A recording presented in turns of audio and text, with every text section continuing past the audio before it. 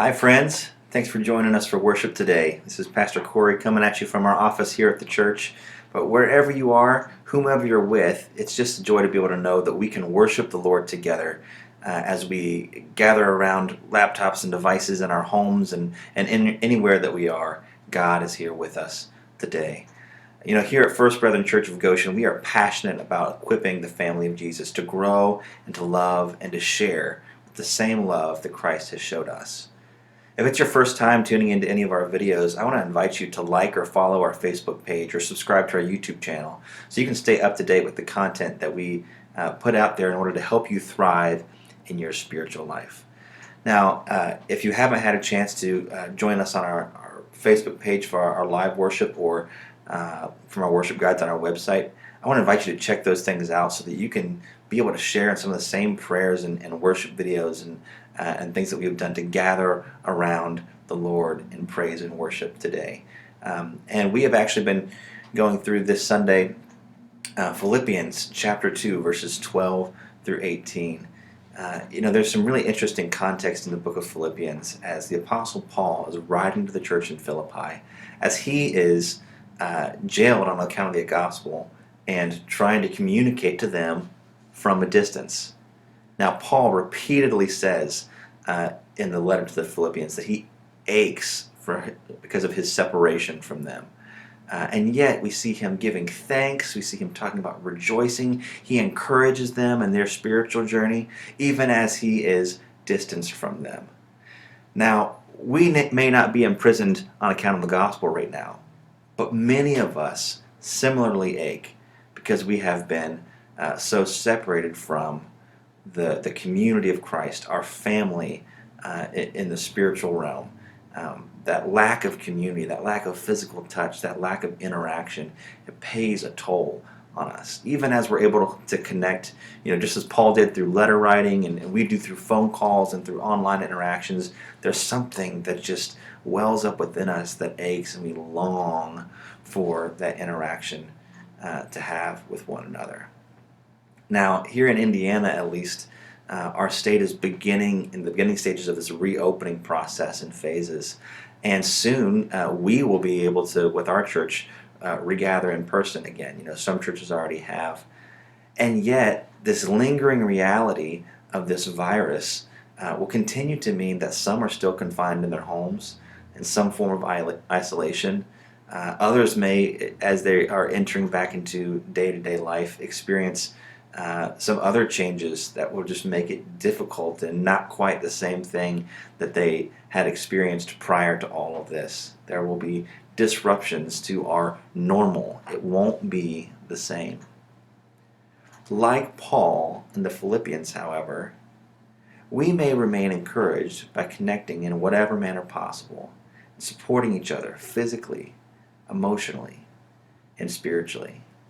So I want to read this text to you from Philippians chapter 2 once more. It's Philippians 2, 12 through 18. He says, "Therefore, my dear friends, as you have always obeyed, not only in my presence, but now much more in my absence, continue to work out your salvation with fear and trembling. For it is God who works in you to will and to act in order to fulfill His good purpose. Do everything without grumbling or arguing, so that you may become blameless and pure, children of God without fault in a warped and crooked generation. Then you will shine among them like stars in the sky, as you hold firmly to the word of life. And then I will be able to boast on the day of Christ that I didn't run or labor in vain.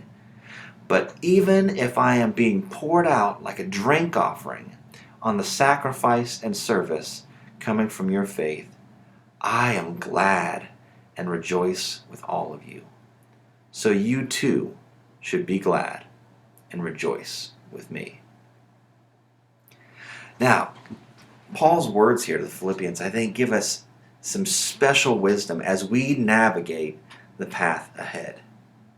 He says, "Do everything without grumbling, so that you may become blameless and pure, children of God in a perverse, wicked, twisted, generation.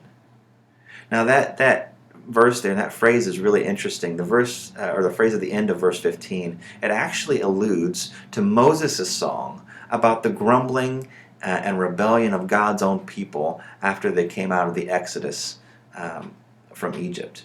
After this release from slavery, the people of Israel, if you remember, continued to grumble in the wilderness. And in Deuteronomy chapter 32:5, Moses is singing the song and talks about them as if they are a wicked and rebellious and twisted generation. Like the Israelites, Paul is saying that the church, and even we ourselves, we have this enormous capacity to forget, to doubt, to turn away from the salvation that God has given. Even so, however, God has given us His Spirit to empower us for faithfulness through the sacrificial work of Jesus. So when we can remember Him, when we can take hold of the salvation that Jesus has offered, we can not be like that twisted and wicked, perverse generation. Instead, we can be filled with this radiant joy and light of God's salvation as He works out salvation in us. So my question for us today is, how will we position ourselves for life change through the Spirit this week? How does the encouragement of being united with Christ, of coming together, of remembering His salvation, of making it real in our lives, how will that make itself practical in our lives, in our faith today? As we engage with people online, as we read and react to the news, as we start to think about how we're going to interact when we go to the grocery store and go to the workplace and encounter people who are responding in many different ways, how can we be people of peace, who hold on to truth, who are unflappable in the face of all of the chaos and craziness of the world? How can we demonstrate humility, peace, and hope to a watching world? Now, there's some practical application for us as the church as well that I want to bring out of this.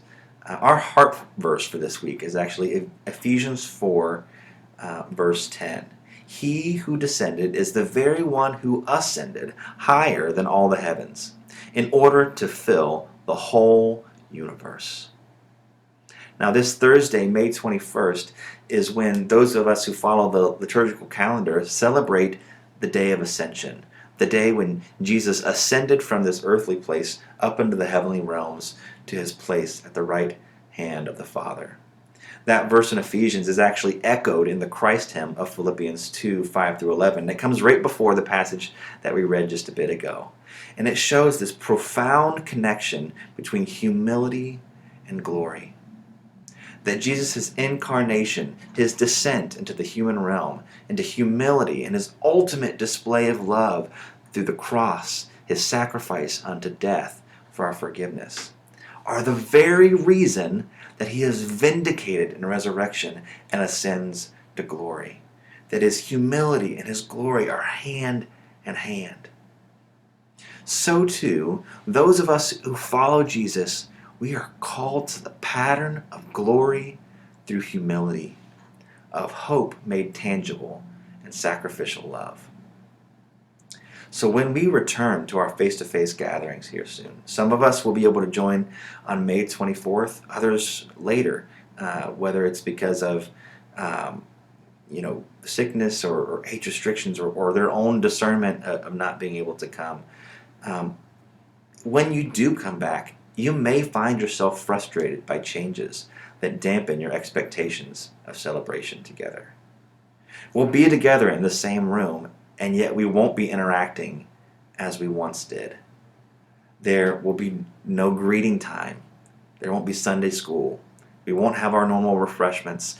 For a time being, we won't have nursery or kids ministry. And we will be encouraging folks to wear masks and to sit further apart. It will not be the same. It's going to feel different. And for many of us, it may feel strange and disheartening. We make these changes not out of fear, but because the way of Jesus compels us to do whatever we can to care for the vulnerable and the least. As we come together, my prayer is that you will join me in following Christ's example of humility and sacrificial love. That even when we come and things aren't the same and they aren't exactly everything that we hoped for and remembered, that we will still yet remember the crucified and risen Lord who gives us joy and hope. And no matter what we have to do in order to care for the vulnerable in our midst, that we will be able to encounter the risen Lord. And the love that we display with one another, the patience, the kindness, the graciousness, will make the risen Lord even more evident in our lives. So let us be patient and kind. Let us avoid grumbling and complaints.